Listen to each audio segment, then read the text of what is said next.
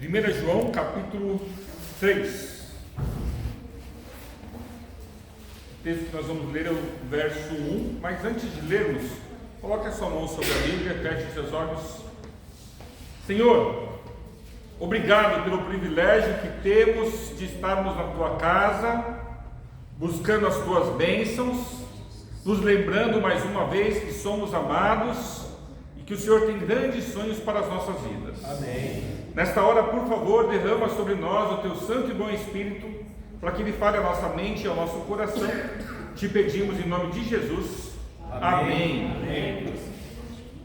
Algum tempo atrás eu conversei com alguém que me disse que quando ouvia a voz do Pai chegando, começava a tremer. Os irmãos também tremiam. E sempre era tão horrível receber aquele pai em casa, porque quando o pai chegava, assim que houvesse motivo, ele batia em todo mundo todos os dias. O pai não era alcoólatra, o pai não bebia, o pai não usava drogas, mas o pai tinha prazer de bater. Forte isso, né? Os irmãos foram crescendo. Ela disse assim que quando o irmão tinha, o mais velho, 14 anos, ele fugiu de casa e só foi encontrado novamente com 30. Forte isso.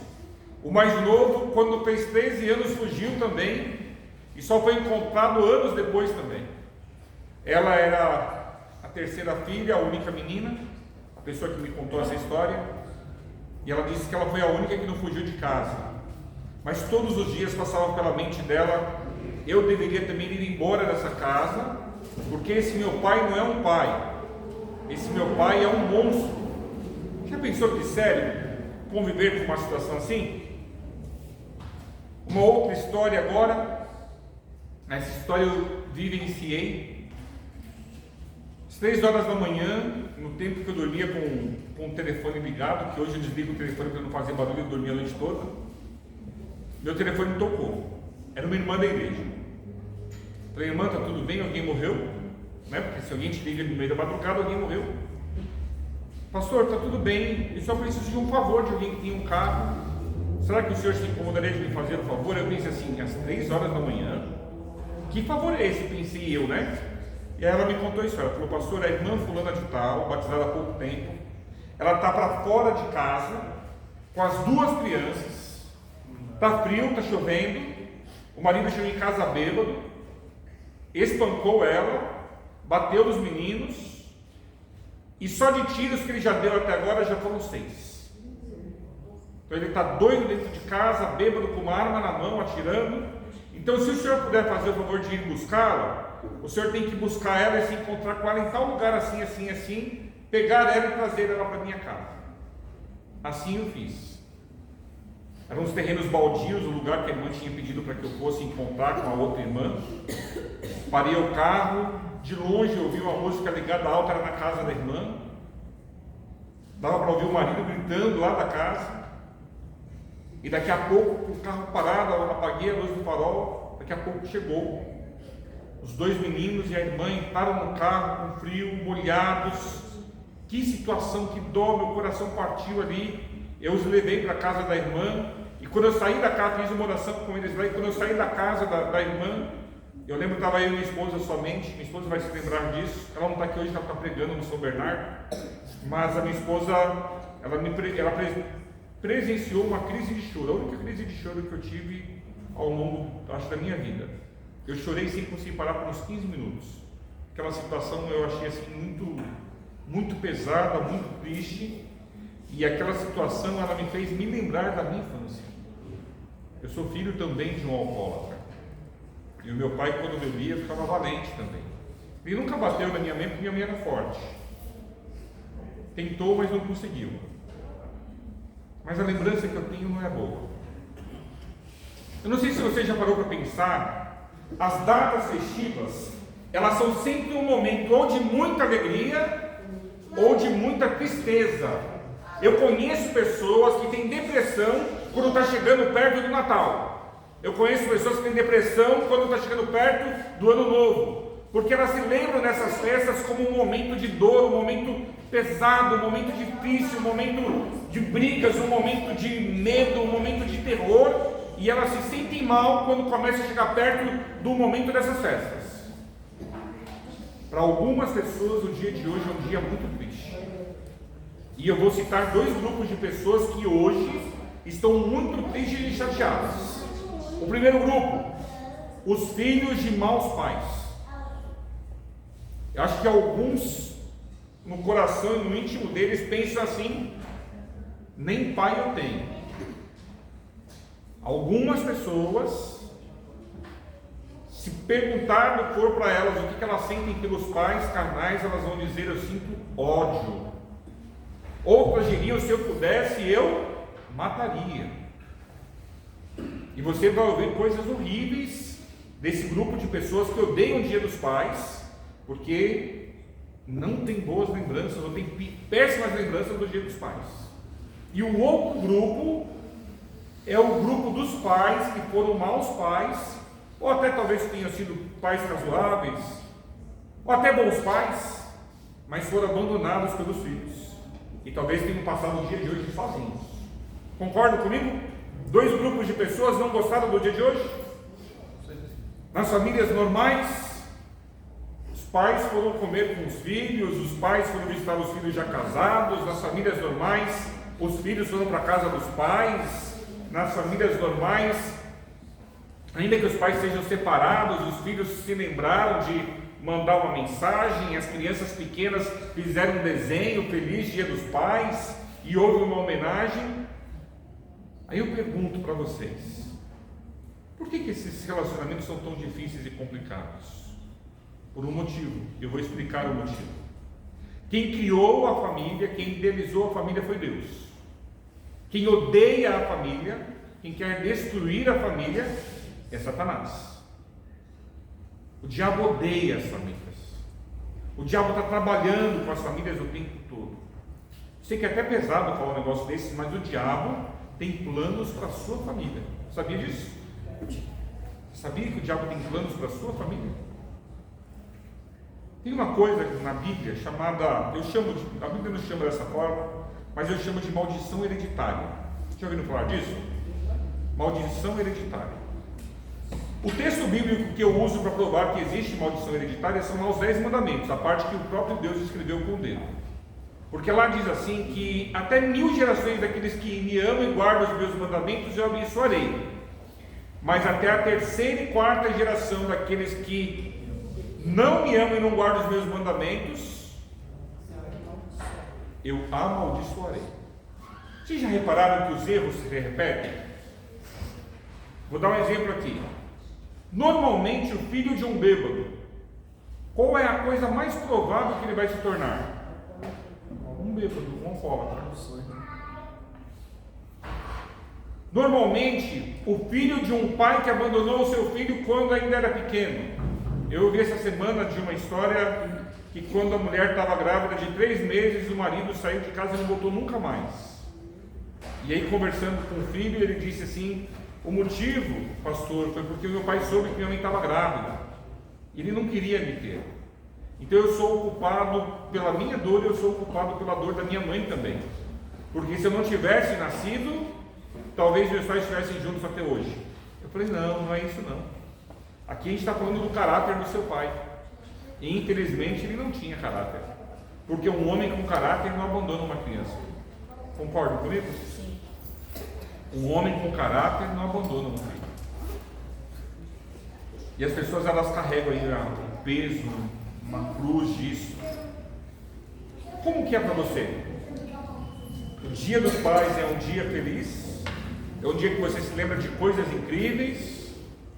E você é um abençoado por ter um pai que é um imitador de Jesus? Ou para você o Dia dos Pais é um dia que não traz boas lembranças? Você se recorda de histórias tristes, se recorda de talvez abusos, violências, abuso psicológico, e você não vê a hora de passar logo esse dia, porque você quer que chegue logo a segunda-feira depois do Dia dos Pais, para você não ter preocupação com isso mais. Alguns filhos hoje ligaram para os pais por obrigação: pai, parabéns pelo seu dia.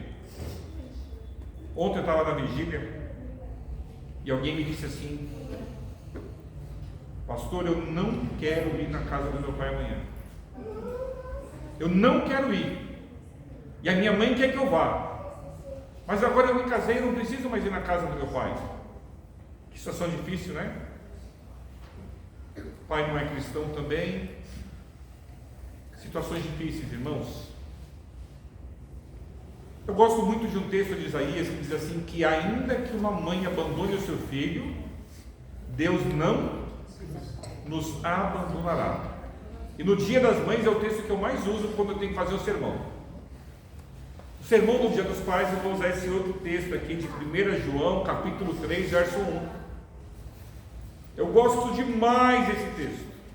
Na verdade, ele diz quase a mesma coisa que Isaías, só que de outra forma. A palavra do Senhor diz assim: vede que grande amor nos tem concedido o Pai, a ponto de sermos chamados o quê? Filhos de Deus. Filhos de Deus. E de fato somos filhos de Deus. Por essa razão o mundo não nos conhece, porque não conheceu a Ele mesmo. Querido, eu não sei quem é o seu pai, eu não sei se a sua família é uma família funcional, uma família boa, uma família que te remete lembranças de felicidade, ou se de repente você está no grupo dos chateados no Dia dos Pais, porque a sua família não é nada disso. Mas eu quero declarar para você que você tem o pai mais importante, especial e poderoso do mundo. Eu estou falando do seu Pai Celeste. O teu Deus, Ele é maravilhoso, o teu Deus é amor, o teu Deus é justiça, e Ele se coloca na condição de teu Pai. Não é fantástico isso? Se considera Deus como teu Pai? Deveria fazê-lo, porque Ele te considera como filho.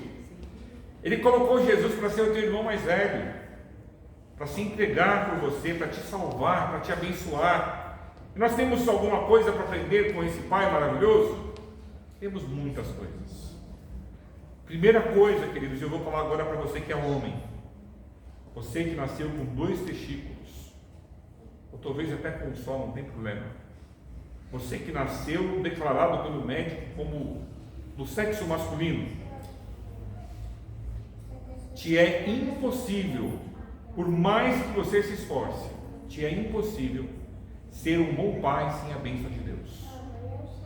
Se você é um menino novo, como meu filho que tem só 15 anos, ou como, me fugiu o seu nome? Ou como Pedro, que tem, quanto Pedro? 18.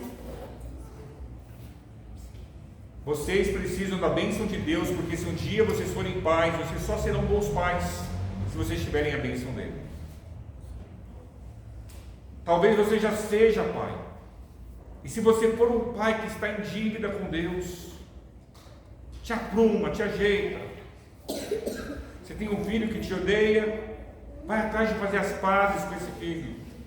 Tem uma filha que te abomina, vá atrás de fazer as pazes com essa filha. Peça perdão. Por que eu digo para você pedir perdão? Porque você é a pessoa que é de Deus. A minha relação com meu pai sempre foi muito difícil. Eu não vou à casa do meu pai hoje. Não tenho mágoa nenhuma do meu pai, mas eu me recordo que com 18 anos de idade, eu fiz algo assim que foi maravilhoso. O que eu fiz de maravilhoso? Foi uma bênção de Deus. Eu fui para o seminário fazer teologia, e aquele ano eu passei em sofrimento no seminário.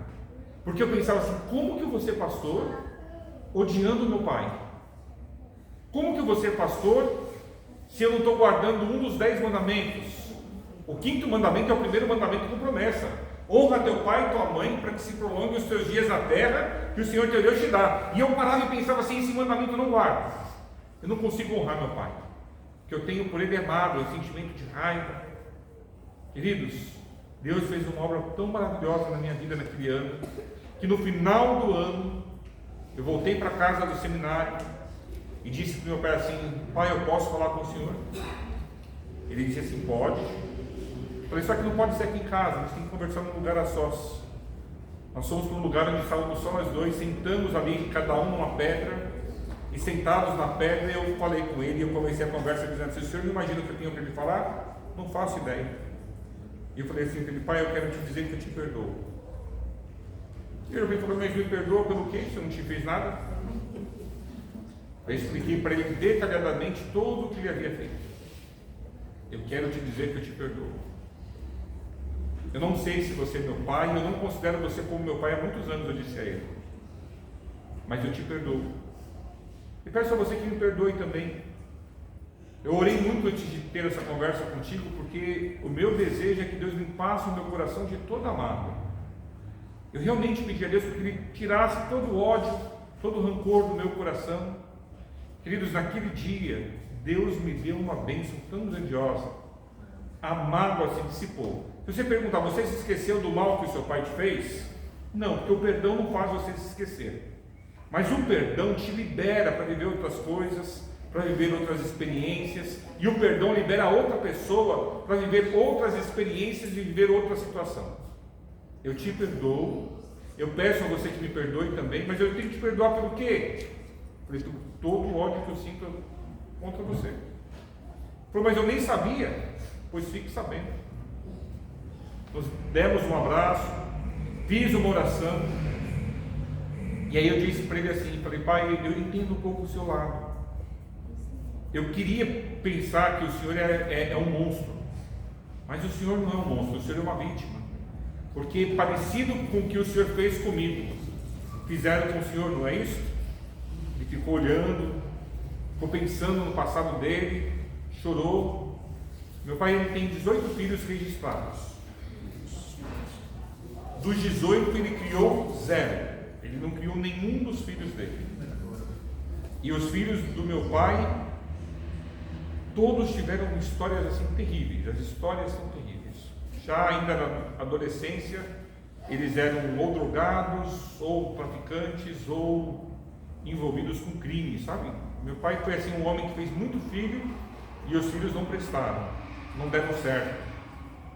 Mas eu louvo a Deus, porque quando eu ainda era pequeno, eu escolhi Deus para ser o meu pai. Amém. E querido, se eu estou aqui hoje, se eu não estou envolvido com drogas, se eu não estou envolvido com tráfico, se eu não sou um alcoólatra como meu pai era, se eu tenho esses 2 filhos maravilhosos que Deus me deu, e hoje eu tive o prazer de almoçar com eles, eu tive o prazer hoje de receber ontem eu cheguei em casa ontem meia-noite, a minha filha estava acordada me esperando com o presente do Dia dos Pais que ela comprou com o dinheiro dela. Pensa no valor disso, né? E ela pulou no meu colo, me deu um abraço, me deu um beijo, falou, parabéns papai pelo seu dia, eu te amo. Isso não tem preço.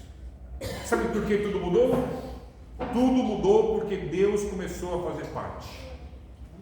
Talvez você diga assim, pastor, mas essa mensagem, ela está sendo uma mensagem que está falando só de pai, é dia dos pais, mas nós viemos à igreja, nós queremos ouvir de Deus. Eu discordo de você. Essa mensagem fala muito sobre Deus, ela mostra o que acontece onde Deus entra.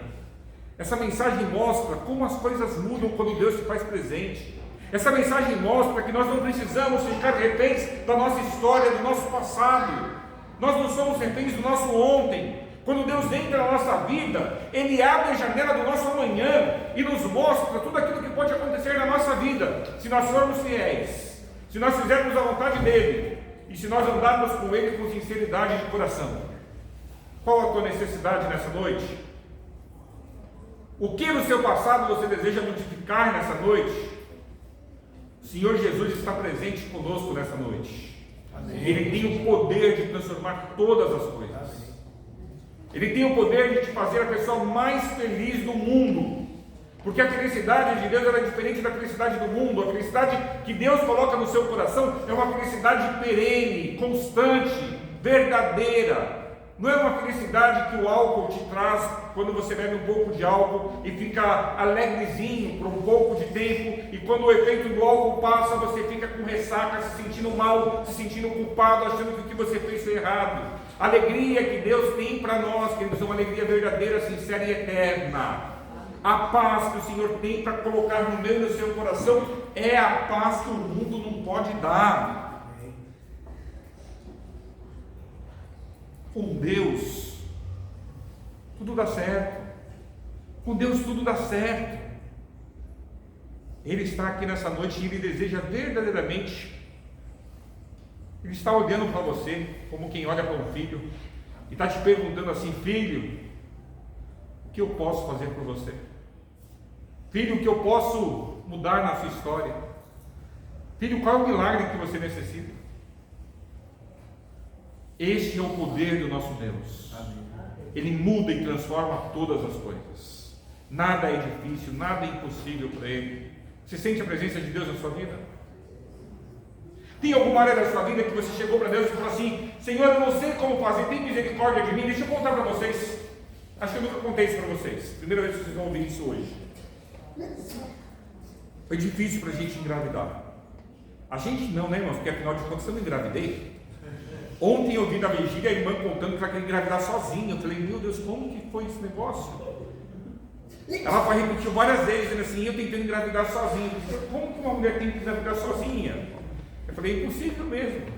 Mas no final ela saudou o negócio: não, mas meu marido, daí eu engravidei. Mas em casa foi difícil, foi bem difícil para o Micaelzinho. Nós ficamos tentando. Sabe aquele negócio?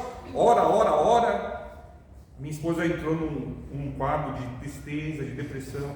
Foram os momentos mais difíceis da nossa vida. Porque nós éramos um casal de jovens felizes que servíamos a Deus e não tínhamos motivo nenhum para tristeza.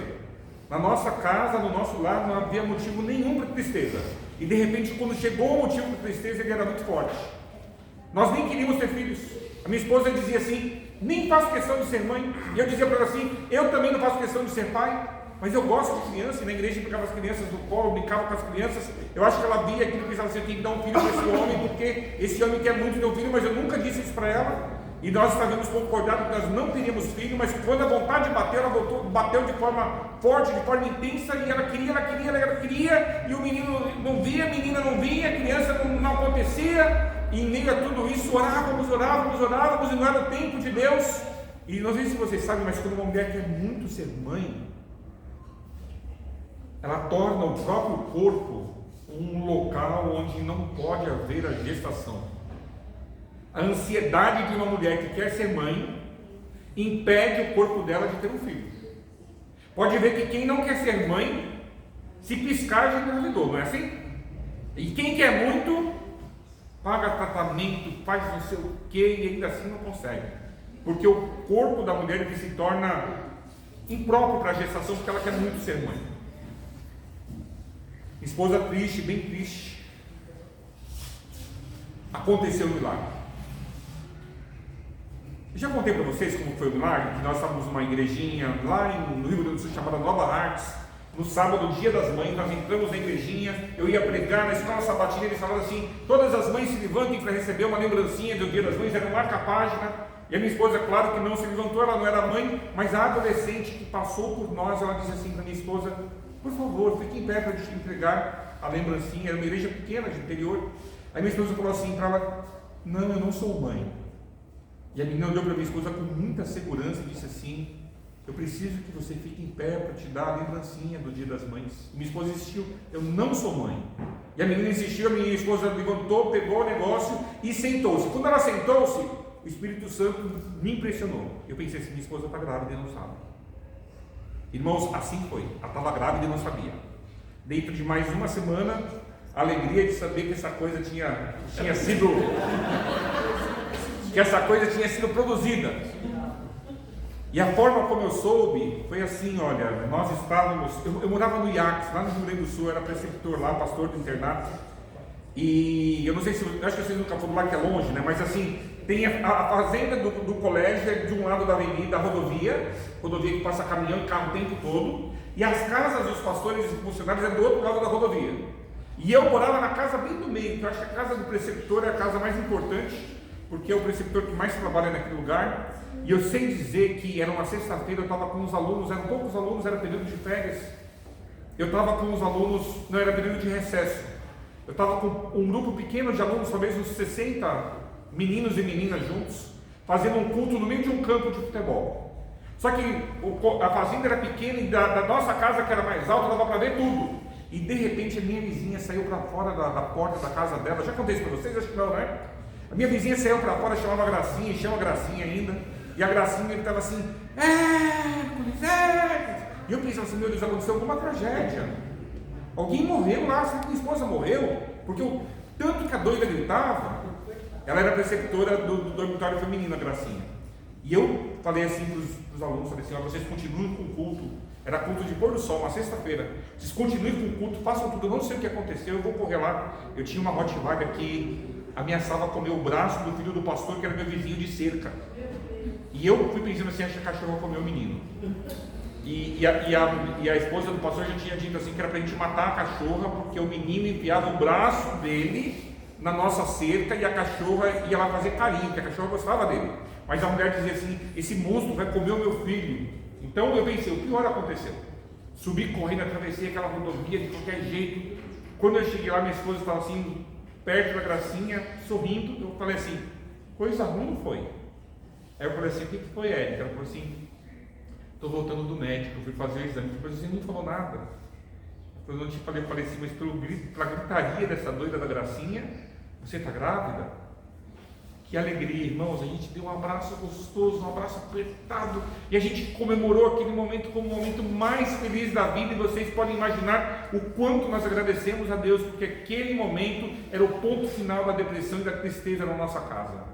A partir daquele momento eu não teria mais tristeza nem depressão, naquele momento era um momento de cura, um momento de bonança. Não voltei para terminar o culto com os alunos, eles cuidaram de tudo, fiquei lá com a minha esposa agradecendo a Deus, entramos em casa, nos ajoelhamos, fizemos uma oração agradecendo a Deus, eu coloquei a mão na barriga dela, essa coisa estava dentro, e falei, Senhor, abençoa essa coisinha pequenininha, lindinha que está aí dentro. Mas eu vou falar a verdade para vocês, as próximas noites que eu dormi, eu não conseguia dormir direito. Eu fiquei preocupado. Meu Deus, como que eu vou ser pai se eu não tenho um exemplo de um pai na minha vida? Meu Deus, como que eu vou poder ser pai de um menino, de uma menina, não sei o que está vindo aí, se eu não tenho esse exemplo? E eu quero dizer para vocês que eu estou muito longe de ser o melhor pai do mundo. O melhor pai do mundo é o nosso Pai Celestial. Mas Ele tem feito um bom milagre em mim. E eu tenho orgulho do quanto eu amo os meus filhos. Amém.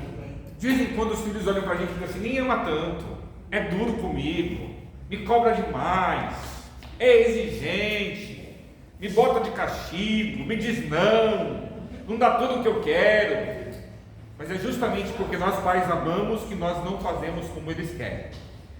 Quando a gente é pai, a gente aprende que a gente não pode fazer o que o filho quer, a gente tem que fazer o que o filho precisa. E aqui tem uma relação com aquilo que Deus faz conosco. Deus não faz para você o que você quer, porque senão você não peça um pai. Deus faz na sua vida aquilo que você precisa. Você entende a diferença disso? Não é como você quer, é como Deus deseja.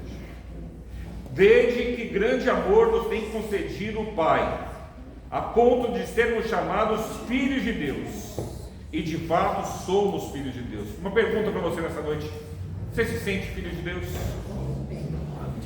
Tem sentido o cuidado desse Pai na sua vida?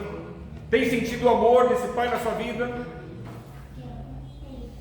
Gostaria você de dizer a Deus assim: Senhor, eu me entrego ao Senhor por completo. Me ajuda a ser o filho que o Senhor sempre desejou que eu fosse. Nós vamos ouvir mais uma mensagem musical agora. Nós vamos ouvir essa música. Enquanto nós ouvimos esse louvor, faça essa oração.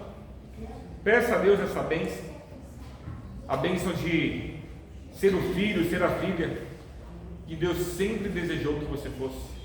Que Ele nos abençoe. Amém. Amém.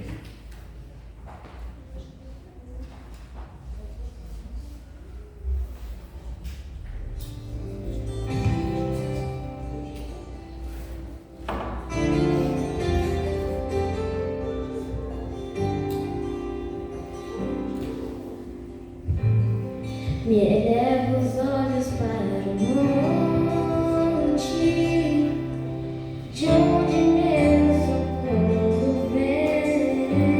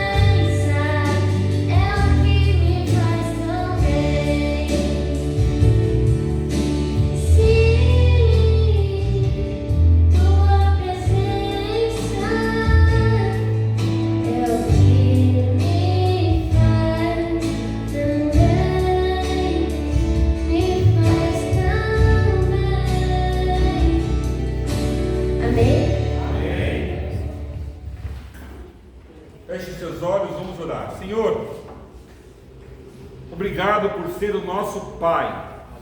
Obrigado por sempre estar presente em nossas vidas.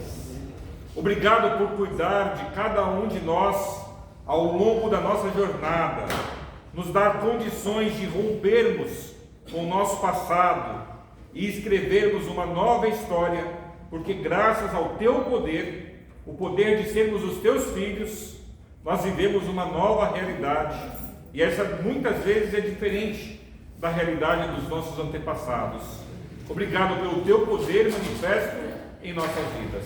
Amém. Nessa hora nos entregamos completamente nas tuas mãos e queremos te pedir uma bênção, a bênção de sermos os filhos e as filhas que o Senhor sempre desejou que fôssemos.